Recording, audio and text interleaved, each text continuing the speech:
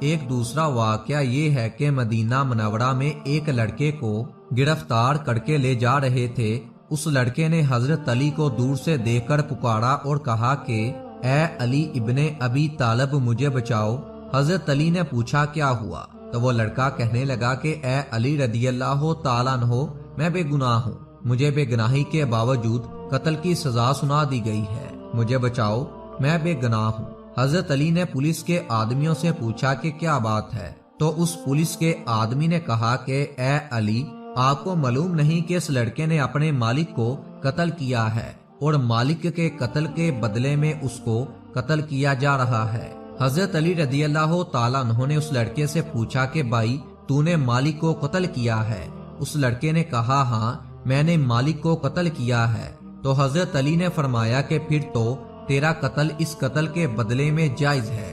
تو اس لڑکے نے کہا کہ جائز نہیں، کیونکہ میرا مالک میرے ساتھ برائی کا ارادہ کرتا تھا، میری عزت پر وہ حملہ کرنا چاہتا تھا، تو میں نے اپنی عزت کو بچانے کے لیے اس کو قتل کیا ہے۔ اور حضور صلی اللہ علیہ وآلہ وسلم کا حکم ہے کہ جو آدمی عزت کو بچانے کے لیے کسی کو قتل کر دے تو اس کے بدلے میں اس کو قتل نہیں کیا جاتا۔ سپاہی سے پوچھا کہ واقعی؟ سپاہی نے کہا بات تو ٹھیک ہے، لیکن اس کے پاس اس واقعہ کا کوئی گواہ نہیں ہے کہ وہ اس کے ساتھ برائی کا ارادہ کرتا تھا۔ اسی لیے خلیفہ وقت اور قاضی وقت نے یہ دیکھا کہ مالک قتل ہو گیا، اب مالک تو چلا گیا، اب کون بتائے کہ مالک نے اس کے ساتھ برائی کا ارادہ کیا تھا؟ اس کا کوئی گواہ نہیں ہے، اس لیے ہم نے اسے قتل کی سزا دی ہے۔ وہ لڑکا رونے لگا اور کہنے لگا کہ واقعی میرے مالک نے میرے ساتھ برائی کا ارادہ کیا تھا۔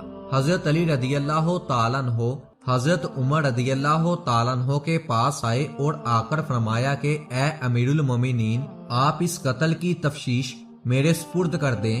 حضرت علی رضی اللہ تعالیٰ عنہ کے فیصلے بڑے گہرے ہوا کرتے تھے۔ حضرت عمر رضی اللہ تعالیٰ عنہ نے فرمایا ٹھیک ہے، اس قتل کی تفتیش آپ کریں۔ اب حضرت علی رضی اللہ تعالیٰ عنہ تفتیش کرنے کے لیے آئے۔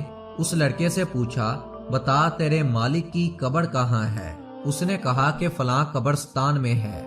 حضرت علی رضی اللہ تعالیٰ عنہ نے پولیس کے چند آدمیوں کو اپنے ساتھ لیا اور پولیس کے چند آدمیوں کے ہمراہ اس قتل کی تفتیش کے لیے قبرستان میں چلے گئے۔ جب قبرستان پہنچے تو پولیس کے آدمیوں سے کہا کہ اس کے مالک کی قبر کو کھودو۔ جب انہوں نے قبر کھودی تو قبر میں اس کے مالک کی لاش نہیں تھی۔ جب اس کی قبر میں مالک کی لاش نظر نہ آئی تو حضرت علی رضی اللہ تعالیٰ عنہ واپس آ گئے اور حضرت عمر رضی اللہ تعالیٰ عنہ سے آ کر کہا کہ امیر المومنین، یہ لڑکا سچا ہے، وہ مالک واقعی اس کے ساتھ برائی کا ارادہ رکھتا تھا۔ حضرت عمر رضی اللہ تعالیٰ عنہ نے فرمایا کہ تمہارے پاس کیا دلیل ہے؟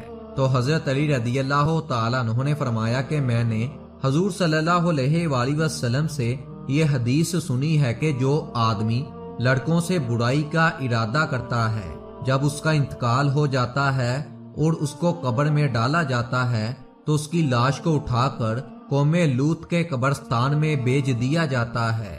تو اس لیے جب ہم نے اس کی قبر کو کھدوایا تو اس قبر کے اندر اس کا مالک نہیں تھا، جبکہ ابھی چند دن پہلے ہی اس کو دفن کیا گیا تھا۔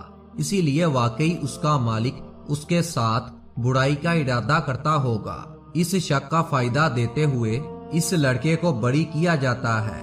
اس موقع پر حضرت عمر رضی اللہ تعالیٰ عنہ نے فرمایا تھا اگر آج حضرت علی رضی اللہ تعالیٰ عنہ نہ ہوتے تو عمر ہلاک ہو جاتا۔